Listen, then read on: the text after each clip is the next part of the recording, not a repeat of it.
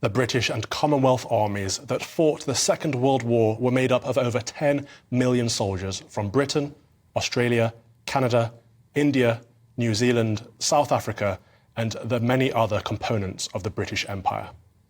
Royal Indian Army Service Corps was part of the British Expeditionary Force in a 1940 campaign which ended in the evacuation of Dunkirk. On the 10th of October 1939, an aircraft of No. 10 Squadron Royal Australian Air Force, based in England, became the first Commonwealth Air Force unit to go into action when it undertook a mission to Tunisia. The first Canadian convoy of 15 ships bearing war goods departed Halifax just 6 days after the nation declared war, with 2 destroyers, HMCS St. Laurent and HMCS Seguin. Toward the end of World War II, recruits were drawn from all over the British West Indies. These troops made up the Caribbean Regiment.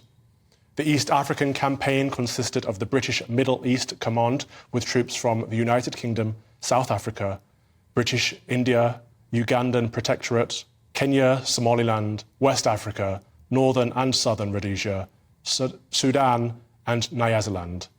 They mainly fought against Italy and Italian East Africa.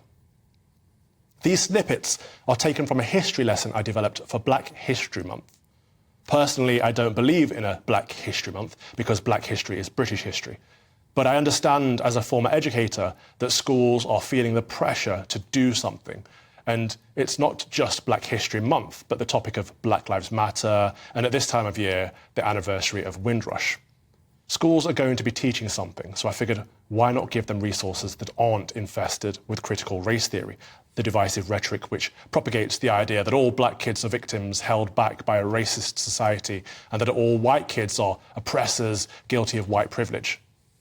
With these resources, provided free via Don't Divide Us, I wanted to demonstrate that there is a way to discuss the success of integration and even diversity without obsessing about skin colour. We can talk about Sikh infantrymen, troops in the East Africa Division who marched in Burma, Jamaican pilots in the RAF, and Australian soldiers. If we shift the focus to the Commonwealth of Nations, we can focus on the things that unite us rather than the things that divide us. The Commonwealth is a political association of 54 member states, nearly all former territories of the British Empire. It is a voluntary union in which member states choose to keep close ties with Britain, to fight alongside us, to trade with us, and more importantly, to build a community with us. So as the anniversary of Windrush comes up and the grievance peddlers in the mainstream media try hard to divide us, remember we are stronger together and there is more we have in common than separates us. And what better day to remember the contributions of the whole Commonwealth family than on Armed Forces Day.